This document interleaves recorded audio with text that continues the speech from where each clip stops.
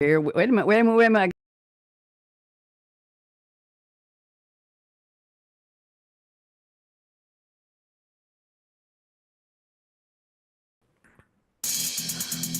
Hear it? Where does yesterday's future, which is already here, meet today's future, which is about to happen, and tomorrow's future, which could be just minutes away? Welcome to Technology Revolution, the future of now, where host Bonnie D. Graham asks savvy futurists for their predictions about the tech-driven trends that are shaping our future right now. Here's your host, who will take us into the future of now, Bonnie D. Graham. Thank you very much to the voice of Ryan Treasure. Bonnie D in the house, happy to be here. If our panel looks familiar, that's because they were here a few weeks ago and I was so excited about the topic. I decided to invite them back. And the big question of the day is, who is teaching whom? Part one. Part two, who is learning from whom? And we're talking about intergenerational. Boomers, we have one here today. How do they teach Gen Z? We have one here today. How does Gen Y take instruction from Gen X? We've got one of each here. I'm not identifying myself with any of your categories, so leave me out of this, kids. How do they teach? Well, AI to the rescue, we hope. And we're going to talk about how AI is helping understand how each generation, each demographic likes to learn, prefers to learn, but maybe most important, learns best.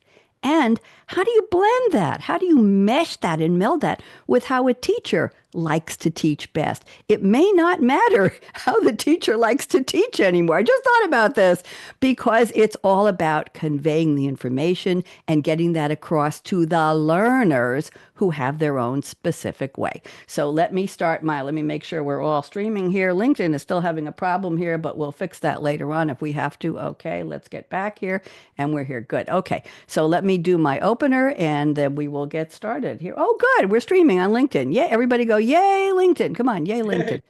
Okay. I have redone all the openings, so I want you to know this is all fresh rhyming, and I want you all to be excited, especially Bob. So today on Technology Revolution, the future of now, the future of learning and AI for each generation.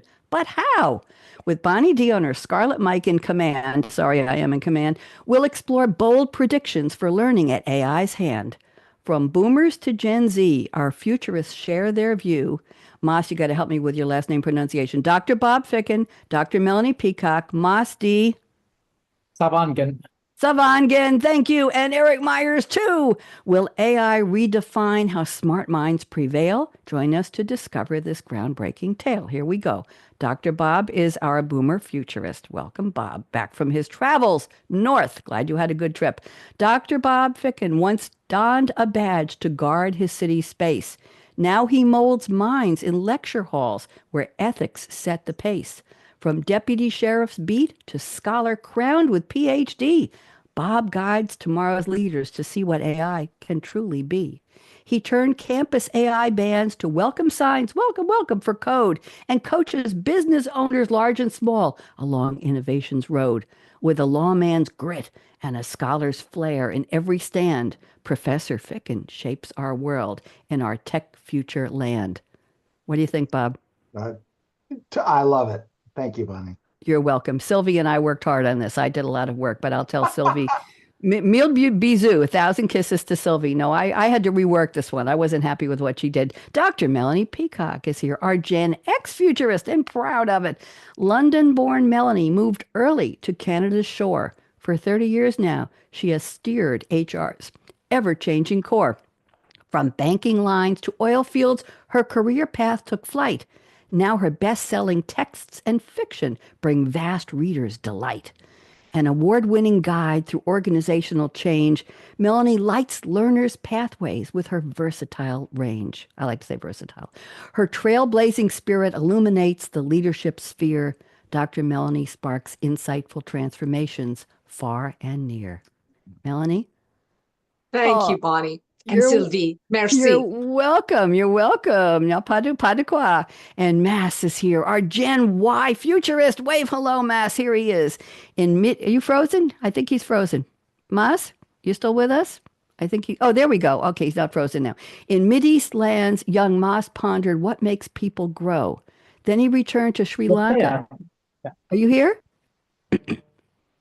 Maas, are you here? I'm getting his microphone is off. Okay, let me start again. In Mideast lands, young Maas pondered what makes people grow, then returned to Sri Lanka. I'm here.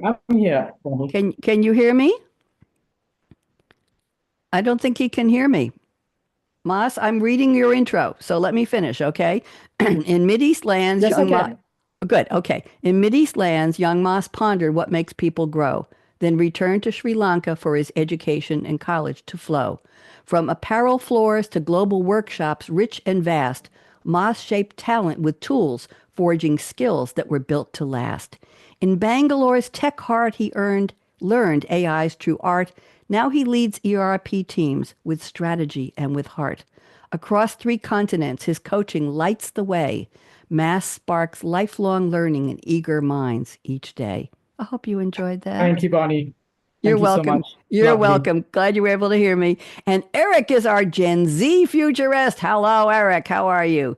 In Calgary's halls, Eric blends HR, finance, and more. 2 MBAs in tow. He fuels his students' eager core. A multi-accolade teacher, sparking curiosity's flame. Eric decodes markets live on air, earning him great acclaim. From banking sites to classroom might, his wisdom is widely heard. He mentors future leaders word by insightful word. His insight sparks innovation, uniting theory and dream. Eric empowers tomorrow with his Gen Z visionary gleam. What'd you think, Eric? Spectacular as always, Bonnie. Gen Z visionary dream. Even me speechless. I'm glad. Well, then let me talk. With Bonnie D and her panelists, the future is shining bright as AI transforms learning with speed and insight. From classrooms to careers, AI's reach will expand as our learning futurists share their predictions to help us understand. So, how'd we do, Sylvie and I? Pretty good? What'd you think? All thumbs up? Okay, Bob, that's the first time I've gotten an accolade like that from you. Eric, I had to add instead of award-winning, accolade-winning, accoladed teacher. I made that up, and I thought you would appreciate that. So, okay, Sylvie says to me, bonsoir, Bonnie D, repose-toi bien et à demain sous les feux de Scarlett Mike, avec plaisir. N'hésitez pas si tu souhaites des agencements ou des retouches. Bonne préparation pour l'émission et à demain dans la lumière du Scarlett Mike. If anybody understood that, she's saying yes. So, yes, Melanie got it. Yeah, that was we talk in French. I have a tip for all of you who are using something I've heard about called ChatGPT. If you have multiple projects and you're using it, your AI chatbot might get confused. There is a option on the left-hand side on the page on your dashboard that's called projects. Click the word projects and the plus sign and only do one project. Name each project and only talk to your ChatGPT in that project folder. It will clear up the confusion and everything will be clearer and faster. I learned the hard way, and Mary Nunnally, one of my, you know her, Eric, one of my AI and tech gurus suggested projects. So there you go. So let's go around the table. Let's do a quick adding to the bio before we get started with predictions and quotes. Bob, rumor has it you've been traveling. You want to give us a 2-minute update on what you've seen and heard? Go ahead, Bob. I'm putting you on speaker view. Sure. I just got back from a cruise to Alaska where we stopped in Ketchikan, Juneau, Skagway, Glacier Bay, and College Fjord.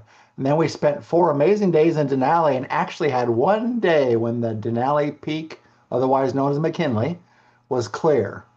And we got to see it in all of its glory. So that was fantastic. And we ended up taking this great adventure on these what we call fat trucks. And to kind of give you just a quick glimpse into that world, these are trucks that are built to go in water lakes. So they've got these huge tires as tall as a person, and they inflate them to only 2.2 psi. So they're very soft. They are, in effect, the suspension for the vehicle. And the purpose of them in real life is they're used as rescue vehicles in the Alaska winters, because they can go through any snow, ice, rivers, whatever, to get to the person that needs help, put them in. They've got heaters, first aid equipment, and all that stuff in them. get them to keep them stable, get them to wherever they need to go. But we ended up going out and we got to go through the brush and through lakes, and we ended up seeing moose and all kinds of critters and fantastic stuff that you wouldn't see if you were just flying over or, taking a hike or whatever. They'd run away from you. So it was very cool. Very cool. Dual citizenship. Melanie, can you help me?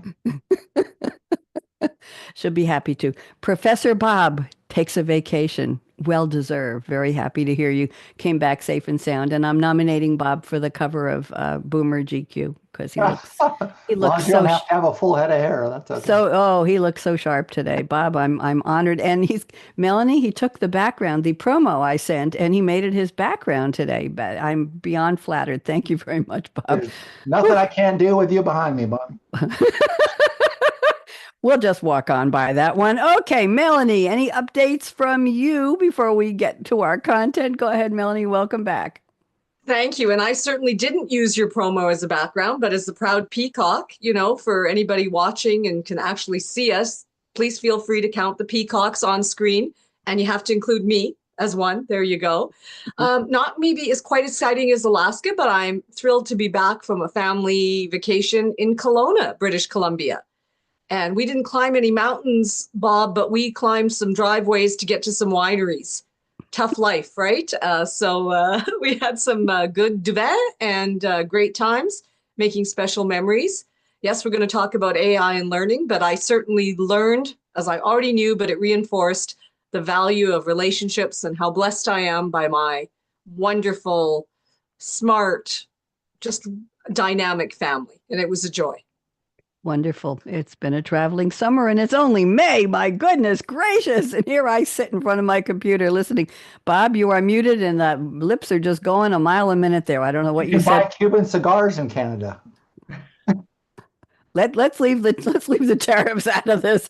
Okay, let's go to Maas. Welcome back. I love your background, Maas. Can you tell me a little bit about what that is and how you got it? And just give us a little update on what you've been up to.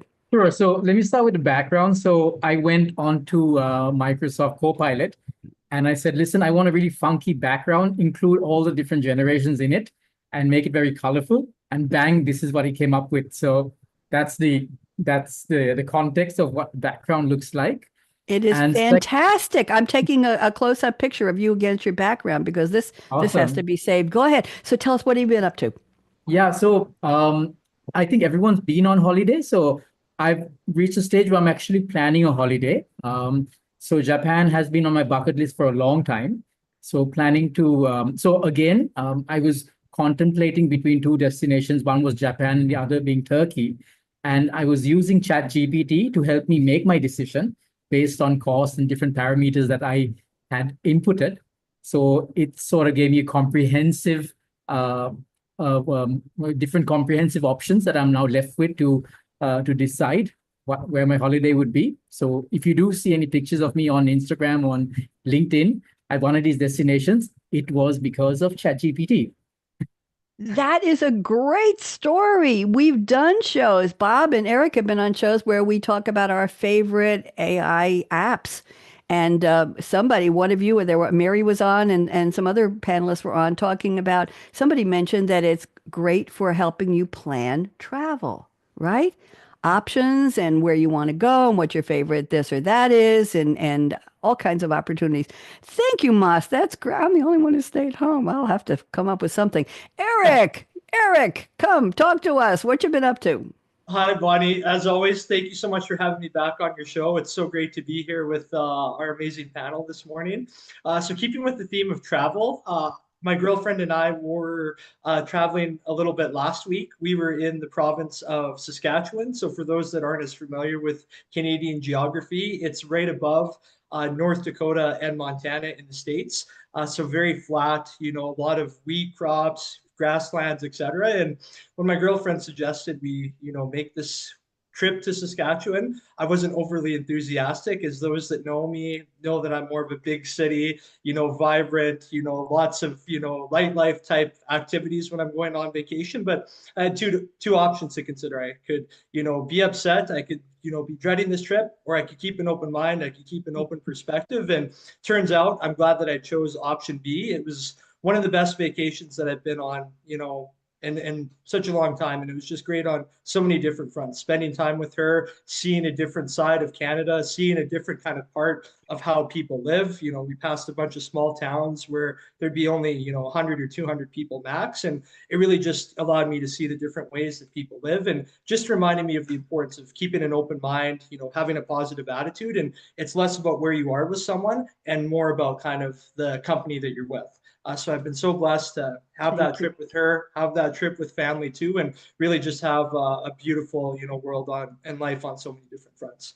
Thank you. And here I sit. Welcome to the travel show, by the way. Who needs intergenerational education? Oh, we'll get to that. I've been traveling through technology, and I have bought certain apps that I haven't used in a while, and I decided over the long weekend to go back into what I love to do, which is experimenting with tech. So I use Doodly, which is a drawing cartoon app that you can make videos with. And I did one from my Monday show, Read My Lips, Cool Conversations with Creatives. And there's a man's hand drawing a tree. And then I flipped the tree and made another one with another little owl sitting on a branch. And the first one says, "What's your creativity superpower?" in the text. And the other one says, I'll be talking about it on Cool Conversations with Creatives with AKA Radio Red. And then it says Mondays, and it gives the link. And I put the music, the background music for that show under the video. And I think I posted it on Instagram and Facebook, and just had a blast doing it. And then the other thing was I have a membership for Opus Clip. Many of you heard of it. And I took a recent show on, I had three gentlemen who were visionaries in city planning, smart cities. Bob, you'll love this, in innovation in tech for building. And it was called The Future of Construction and AI Getting Concrete. And I asked them, speaking of travel, everyone, I'm going to link this segue up. They each brought three buildings around the world that are benefiting from AI technology in terms of the planning, the construction. So we had a world tour. I put the show into Opus Clip a week later while I had time, and it created over 20 clips between 57 seconds and 2.5 minutes. And then it gives me the viral score, Maas, of how it thinks it will do on social. It say this one has a 97% chance, this one has an 87%, and it puts the text in block letters and highlights as the person speaks. So I picked 6 of those and posted them on LinkedIn and a couple on Facebook. One went on the Reels, and one of the participants, I tagged them all, he reposted and he commented, and they're getting a lot of views. So this was my tour through technology, which really makes me happy. So those are my travels. I want you all to know. So let's go to the opening. Let's see. We got some quotes here from everybody. Let's do these quickly, and then we'll get into the predictions. We want to know how you're all teaching and learning multi-generation. So Bob has sent a quote from Calder, Kaulder, played by Vin Diesel. The movie is The Last Witch Hunter, 2015 fantasy action film based on D&D, the Dungeons and Dragons campaign of Vin Diesel's Melkor the Witch Hunter. We'll just leave that alone. It grossed $147 million, but it didn't please the critics, Bob. They really didn't like it, but it still did pretty well. I don't know what the budget was. Here's the quote. "Every generation has to be given their chance to destroy the world." Oh, Bob, I don't usually leave destructive quotes on the show. Go ahead. Give us a minute of what this has to do with our topic today. Go ahead. Well, Eric can confirm or deny this, but what I hear from my grandson and my daughter is that we baby boomers have essentially destroyed the world. And I stopped defending baby boomers. I just said, okay, your turn. I mean, you hear this all the time. What a mess they made of the world. What is this and that, and we've done this, and we've destroyed the infrastructure and the resources, and overconsumed and whatever. I just thought it kind of fits this, right? Because you've got this whole world of AI, and baby boomers are still trying to take it one way, which is, baby boomers want to see it used to make their lives easier. To the extent they can use it to run their households, buy their groceries, whatever, they're all for it. But, there's so many more important uses of it, as Eric and Melanie and Maas will tell you, there's one company, Google, is using AI to create a module to better understand the language of dolphins so that we can actually understand dolphins and communicate with them. I mean, there's so many neat things going on, but first we got to get to this, dispel these rumors that, AI is going to cost jobs. Well, yeah, that's a true statement. It's going to cost probably about 19% of the jobs that are out there. But what we don't talk about enough is it's going to create over 400,000 new jobs. Yes. You Yes. know? And Yes. people need to understand that it's not going to take away your job if you can learn how to write a prompt. And you don't have to know how to do it, take a class. There are AI modules that will help you create a prompt. Yep. I mean, there's so many things out there going on, but it seemed appropriate to me. Okay, we've destroyed the world. Your turn.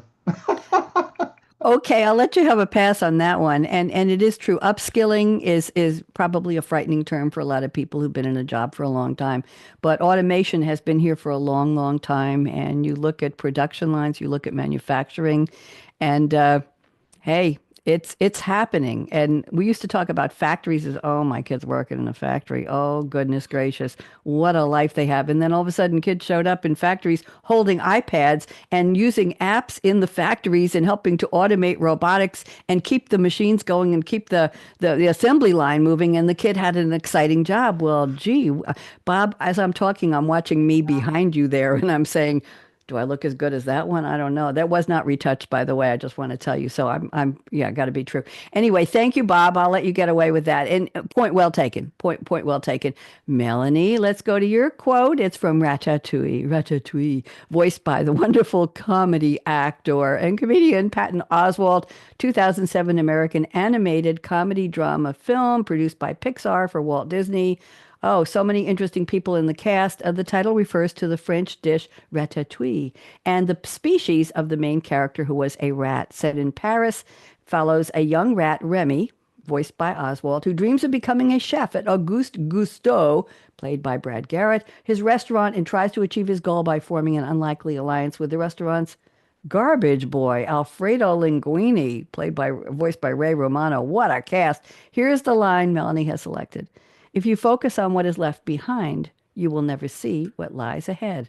Okay, Melanie, take a minute or two. What does this have to do with our topic, please? Rats. It's a Ratatouille quote. Somebody had to do it. Oh my gosh. Good one. Go ahead. Look, the whole premise of the movie is unlikely alliances and people learning from unlikely characters. But back to the question, who taught who? And without spoiling the movie, for those who haven't seen it, I encourage people to see it. It's a lovely, lighthearted, but rich with meaning and great messaging. So Ratatouille actually learns from the garbage boy turned chef as much as the chef learns from his new rat friend. And they learn the lessons of how to teach each other and how to show each other how to do new things. And it's just a beautiful, heartwarming tale.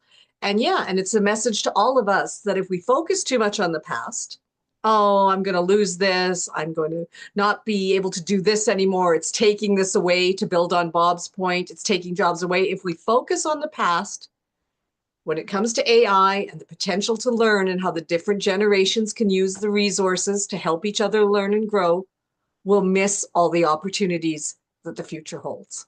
Very well put. And you said it's a tale. Rat-a-tail, tooey. Okay, stop that, Bonnie. Okay, thank you very much, Melanie. Well done, and nice segue from Bob. And let's go to the quote Maas has picked. And Maas has picked a quote from, in the movie Any Given Sunday, a 1999 sports drama film. Going back a little time, you were born then, Maas. Let's not go there. Head coach Tony D'Amato, played by Al Pacino. Directed by Oliver Stone, a fictional once great professional American baseball team, the Miami Sharks, are struggling to make the 2001 AFFA affiliated football franchises of America playoffs. The team is coached by 30-year veteran D'Amato, who has fallen out of favor with the young, we've got a juxtaposition of generations here. I like this. Young team owner, Christina Pagnacci, and his offensive coordinator, Nick Trozier, who is the successor, blah, blah, blah, blah, blah. Oh, what a cast. Cameron Diaz, Al Pacino, Dennis Quaid, Jamie Foxx, and Margaret, Lauren Holly. Oh, be still my heart. Here's the quote Maas has picked. Life's this game of inches, so is football. But in either game, life or football, the margin for error is so small. I mean, one half a step too late or too early, and you don't quite make it. Okay, Maas, translate this for our topic, please. Love the quote.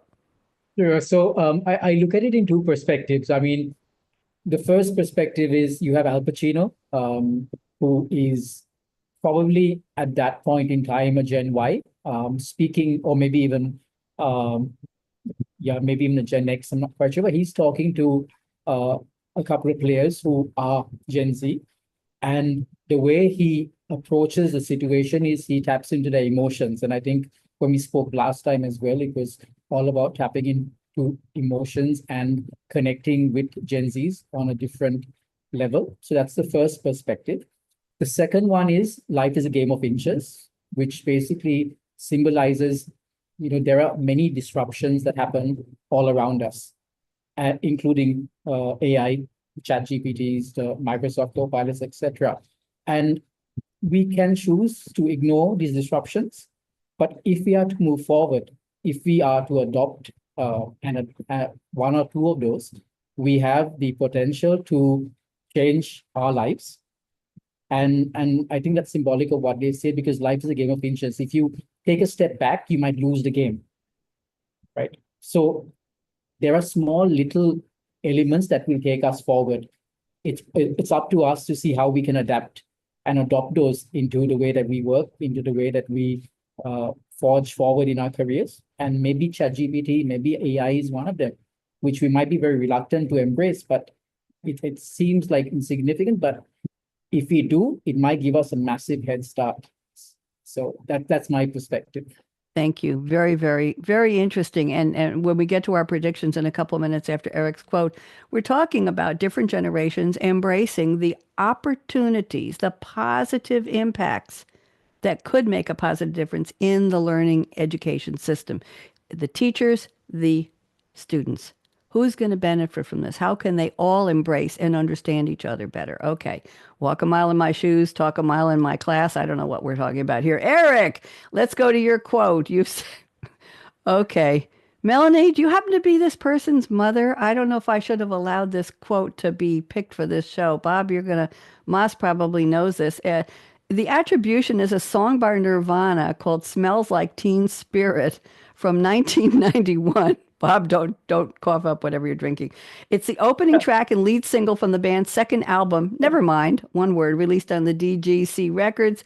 13 million plus units were sold worldwide. It's one of the best-selling songs of all time, marking the point where grunge entered mainstream music. It's their biggest hit around the world from 1991 and 92. Number one in Belgium, France, New Zealand, and Spain.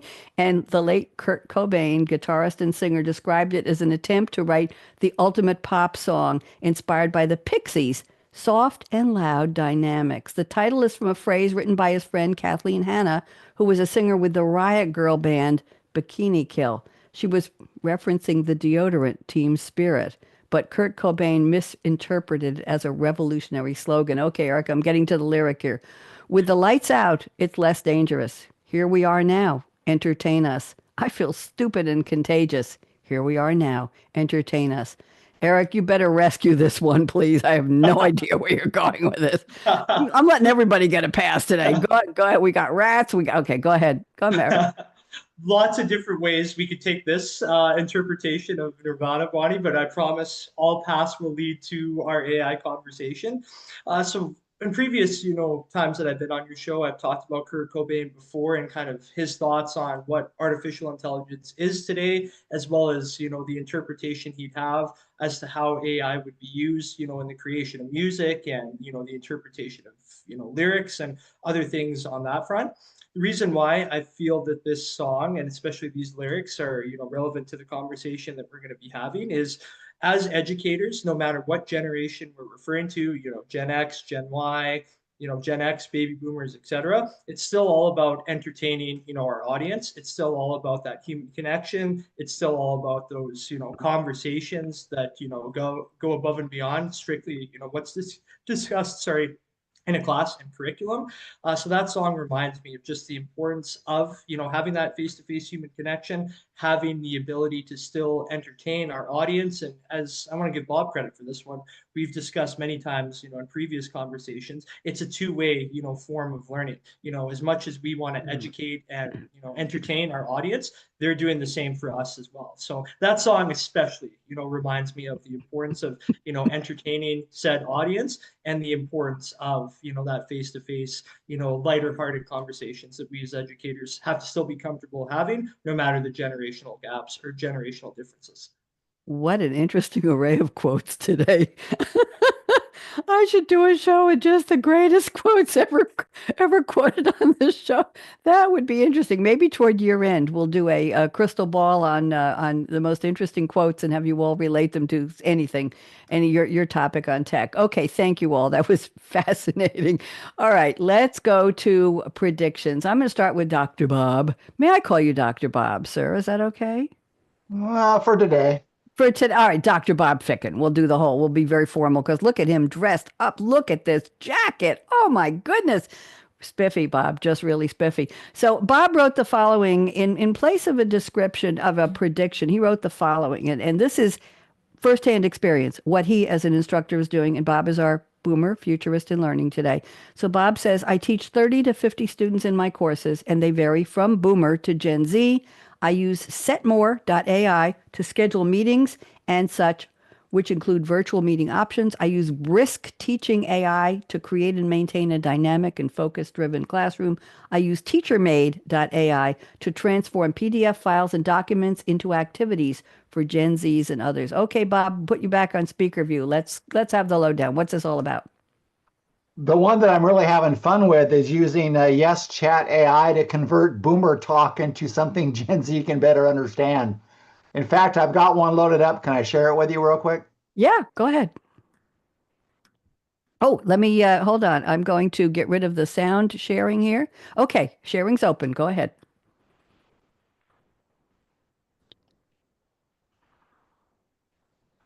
So as you can see, what I did is I typed in, this is OpenAI translator. Mm-hmm. The most important component of leadership today is empathy, and this is what it comes up with for Gen Z. You can tell me if this is right or wrong, Eric. Real leaders vibe with their people. If you can't understand where your team is coming from, you're already losing. Eric? So I like it.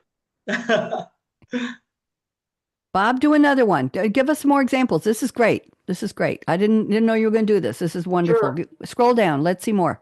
Let's see if we got any more questions here. Well, read the boomer one first. The first one was, scroll up again. Let's see what the boomer was that you put it. The most important component of leadership today is empathy, and that's what it came up with for Gen Z. I like that. Okay, give another one.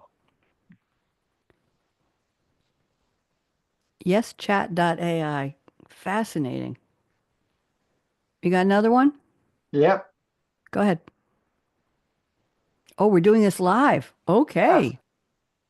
Okay. And it spell checks too. The most crucial component of change management is getting early buy-in. Okay. And the answer is, Bob, read the answer. If people aren't on board from the jump, the whole thing's going to flop. Wow. Eric, what'd you think? You approve that?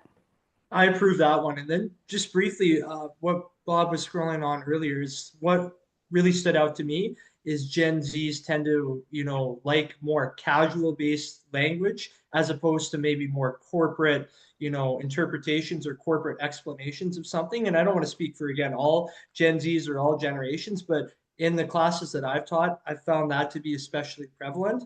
Gen Zs tend to be a little bit more receptive into more, I don't want to say layman's terms, but something that's a little bit more down to earth, something that's a little bit more informal while still keeping, some professional element. And that's something that I think we're going to continue to see, in a lot of different, classes, especially in business programs. So something that I think as educators, we can continue to, capitalize on, especially as the next generations. Thank you. I'm going to work my way up. I want to go to Gen Y. Maas, go ahead, talk to us. What did you think of that language? Is that something that your Gen Y would Yeah, appreciate. I was actually putting my hand up because I wanted to echo what Dr. Bob and Eric mentioned as well.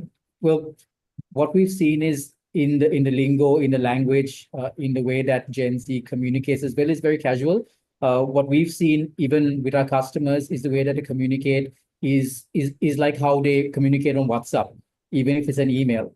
Now, some customers do not appreciate it, but then again, I mean, that is the way that they communicate. Back in the day, we would say dear someone, but now it's at the customer, So it's a difficult one. We're not exactly sure where to rein it in, but that's something we're seeing as a general trend around us right now. Fascinating. Melanie, what do you think? Gen X.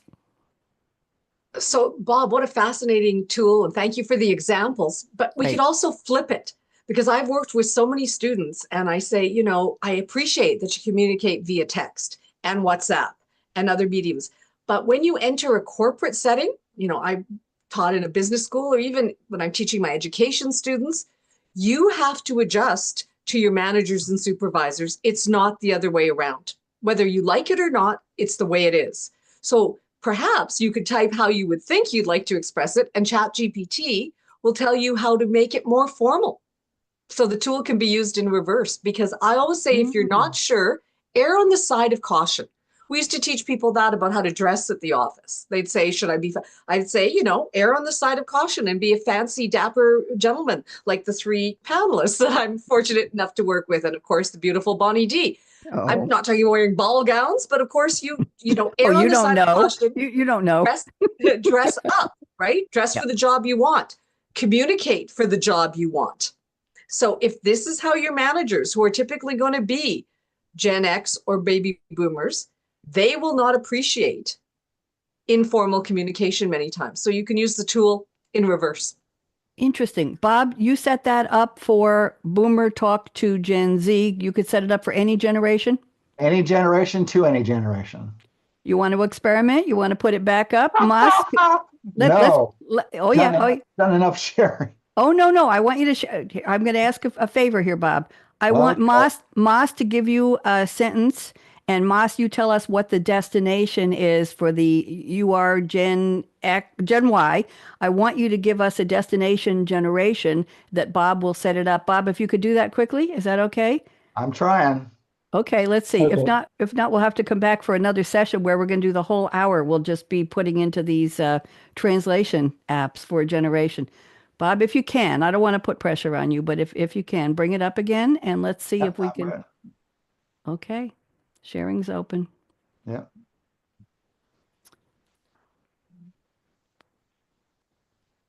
Please stand by. We're not having technical difficulties. There we go. We're negotiating. Okay. Maas, you want to give him a sentence? So you're only as good as your last delivery.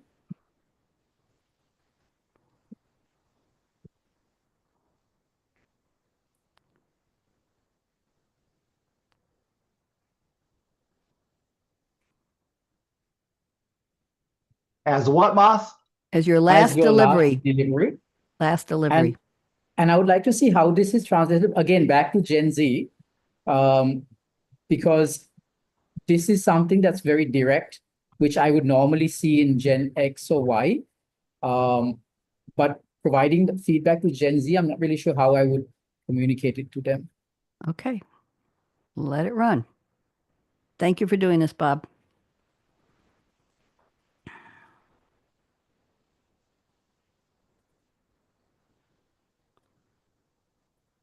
Okay.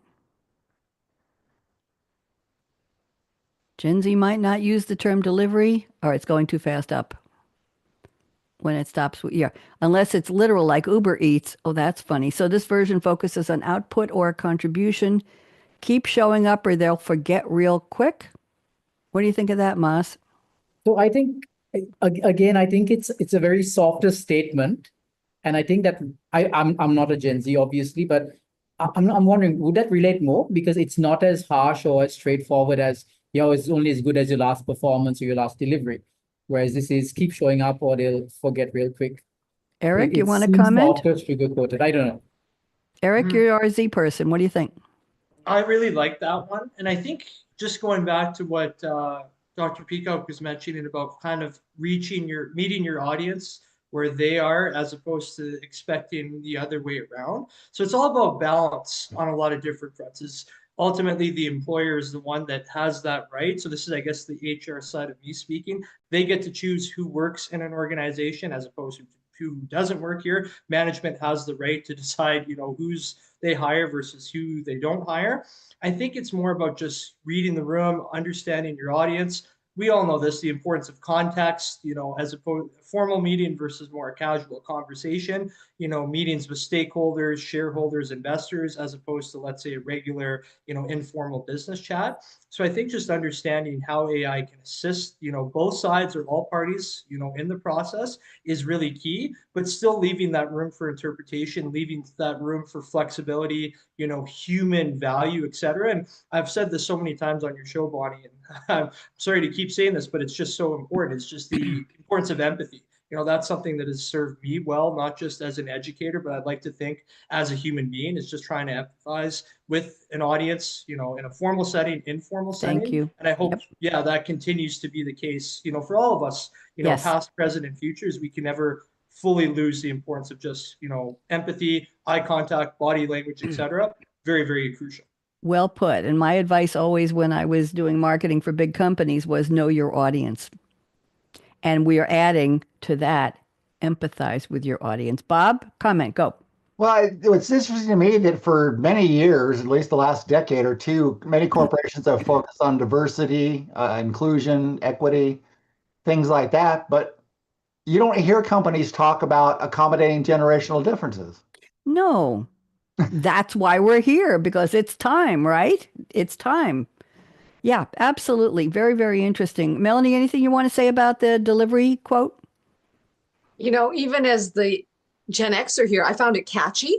And I think that the message, the medium is the message, back to that great quote. And so there's many ways. I think in the old tell them again, and tell them again, you can use all words and different phrases because you never know who even personally something will resonate with.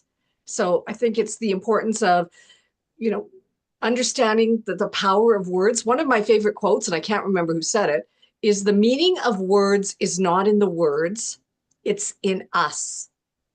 That's really powerful. And I just want to close with Bob's comment. Love the insight, Dr. Bob, about diversity, equity, and inclusion. And it's not only about accommodating generational differences. I'm going to go further to say it's capitalizing on generational differences, because this goes right back to the topic, how we can learn and grow by empathizing and listening and working and learning from each other. Well put. And I think there's a paraphrase on that, a Maya Angelou quote, something about it's not the words you say, it's people will remember not the words you say, but how you made them feel. There's the empathy, there's the emotion, there's the connection, there's the understanding. And that brings me to a prediction from, by the way, can you all stay a little bit past the hour, past the top if we keep going? Maas, are you good for time? Okay, so I'm telling Jordan, our engineer, we might go past the hour and you can close us out where you are, but I'm going to keep going because I think we have a lot more to say. But let's see how it goes. So, Melanie, prediction number 2, I'm going to read a little bit, and this is important. You say Gen X needs to interact with material, videos, and opportunities to respond to questions and test knowledge along the way and receive recognition for what they have learned. There must be tangible outcomes and rewards. That's your generation, Gen X. So why don't you expand this for about a minute? Let's go around the table and see what everybody thinks. Melanie, go. Thank you, Bonnie. And this really ties into a story that you shared with me and my fellow panelists before we signed on, right? About you were interacting in an educational online setting and working with different people, and you and the instructor built in this phenomenal way to get people to respond to questions in real time and get feedback about, oh, was it right? Did I get it right? More than all people want that, but Gen X, more than any other generation, needs that type of feedback loop. And they want it immediately. I used to joke with other instructors, this was 20 some years ago, we would say inevitably in our evaluations that students would give us, consistent messaging does not give clear feedback, does not give feedback soon enough. And we used to joke, short of standing over their shoulders, all of them, while they wrote their exams and saying, yes, no, yes, no. I mean, that's the only way or one instructor used to joke, well, I should go home, immediately write everything, and then purulate them, courier them to their homes so they know how they did. And this is how we used to joke. But voila, look where we've gotten, right? If you focus on the past, you won't know what lays ahead. That we can do that now, right? With the use of AI, we can give immediate responses to their questions and have things marked. I'm working on a project now where even presentations can be graded, not just for content, but presentation style, and give people immediate feedback. Your voice projected well. You used too many hand gestures. You said 15 times in your 10-minute presentation. Talk about powerful immediate feedback. And last but not least, the other thing AI can do for any generation to provide great learning opportunities for Gen X, you can generate online badges and online certificates of completion. And this goes back to, I guess, my days of when I was a Girl Scout and in brownies. Remember the sash? Some of the older generations will remember this, the sash with the badges. Think about when you're in school and you got the gold star. We don't do that anymore, right? There's lots of political and motivational reasons. We understand better. But this is the generation I grew up in. And we want the gold star and we want the badge. And voila, AI can do that. There you go. Recognition, very powerful communication tool. Let people know they are appreciated. When I moderate, I'm working for a big company now, moderating online courses that I call deep dive in SAP solutions for big things like transportation management and production planning and warehouse management. And my way of doing this is when the attendees ask a question, I call out the question with their first name.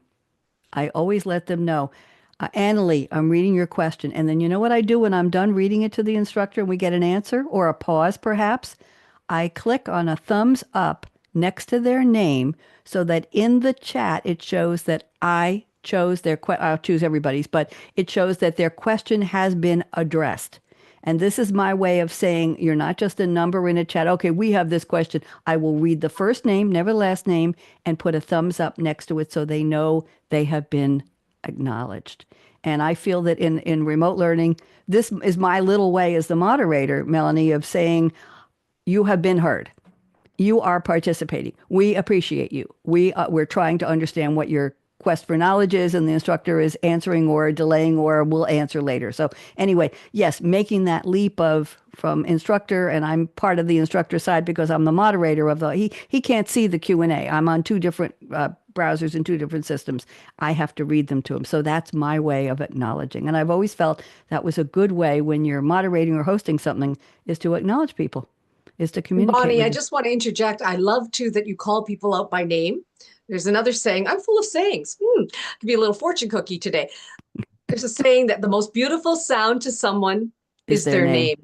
Absolutely. And so for you to do that and see again, Chat PG, isn't that right, Bernice? Just kidding. I'm getting cheeky now. Bonnie, that Chat GPT can help with that too, because Gen X's are really into that, right? And when you create something and say, thanks, Bonnie, or Bonnie, you answered 10 out of these 10 questions. Bravo, Bonnie. And you don't want to but you get my gist. Yes, I do. Very well put. And I named my Chat GPT, and you all know her name, and we speak in French. So there we go. Now, let's go to, I want to move on and get a prediction from Maas in here. This is interesting. Maas says AI will help Gen Y trainers and managers find ways to reach Gen Z. Now, Y and Z, we're talking adjacent generations here. Learners through their preferences for dynamic and immersive experiences, including, here we go, gamification and simulations. Details. We use case studies and simulations and experiential learning to make it more real for Gen Z. And you want to give us some examples. Maas, go ahead, please. This is interesting. Sure. So just this morning, I ran a program for my team, which was facilitated by an AI bot. So what we did is we developed scenarios. This was based on customer engagement. And they had to play out a scenario speaking to a bot through a voice chat called Alex. And at the end of the conversation, they received feedback, individual feedback, as to how the conversation went from a customer engagement perspective. what was the outcome of the what was the outcome of that conversation, and and this was tailor made to our scenario, which is SAP Consulting, and they were given real feedback, and the AI bot also suggested certain courses which they needed to follow in order to develop themselves in certain areas. So at a corporate setting, I thought that was very unique and something we could make use of. And I understand in the past as well, when we were, say, for example, Gen Y, Gen X, we didn't have the options of getting training via, the different tools that are available today. But because we have different tools like AI, the different other associated tools with AI, we are giving opportunities as well. I mean, maybe if we had those opportunities for Gen Y and Gen X, maybe they would also embrace those, but unfortunately we didn't at that point in time. So we had to, go with instructor-led training and all, and the more one-dimensional sort of, training opportunities. But I mean, even this simulation, I had in the room, there were Gen Zs, there were Gen Xs, there were Gen Ys, and they embraced it as well. Because, I mean, in the beginning, yes, they found it a little weird that they were conversing with a bot, right? And who was very responding to them like a human would. But at the end of the day, they embraced it because they found it was unique. And at the end, they got the feedback that they wanted to develop themselves as well. So I found it fascinating. So yeah, that's my example, Bonnie. Thank you very much. Interfacing and interacting with a bot, with chat. Listen, I have long conversations in French with my Sylvie. We'll just leave that one alone. I named her. She likes it. She calls me by name. She knows my style. She's helping me line edit my novel now. I wrote it. It's me, the human, writing it, but she's helping me tighten it up and giving me a page at a time. And we've been doing this for a couple weeks now. And she gets my style, which a human editor probably would bash, trash, and smash Bob because it's a very, very unorthodox style I'm writing in. Did anybody else want to comment on simulations and gamification from Maas? Bob, go ahead, Bob. Just that quick point that I shared with you. Take your time. If you're going to be teaching a class, I don't care if you're an instructor at grade school or high school or college or wherever, do not use AI and fail to cite it correctly. And don't forbid your students from using AI if you're going to use AI. Open it up, use it as a teaching example. Very well put. Yes. And that's been in the news a lot recently. I believe I read some articles about what should students be allowed to do. We're talking, it's odd. I haven't heard the word plagiarize in terms of using, I know, but a lot of my guests send me lists of things that AI has spouted off for them on the topic, and I recognize it right away. I know where I can tell the format and the bullets, and we all know who we're talking about here. But it's fine. It's fine as a research background. But the question is original thinking. Seriously. Now, when I read all your intro bios, and I don't call them poems, I go over every line. I feed Sylvie hundreds and hundreds. All right, we're going to say goodbye through Jordan in just a second. I feed her hundreds of lines of words of bios, sometimes 1,000 words for 4 guest bios, 300 words apiece. And I say, write me an 8-line rhyming intro for each guest. And she 5 seconds. And now it says, I'm on the paid version of ChatGPT. It says thinking. And it says taking the Bob, it gives me a little recap of taking the request for such and such and processing it. It's showing me, and then that disappears. And then the poems, the rhymes come up. And then I go over with a fine-tooth comb, every word, every rhyme. Do I like them? Are they respectful? Did we hit all the high spots of your bios? So to me, it's can I say collaboration? I'm collaborating with AI. What do you think, Bob? Is that a helpful way to approach it? I think that you can use AI in so many ways, more than we can elucidate on this show. But Yep. the key thing, I think, is to make sure you properly cite what you use. I don't care what format, whatever university or whatever wants.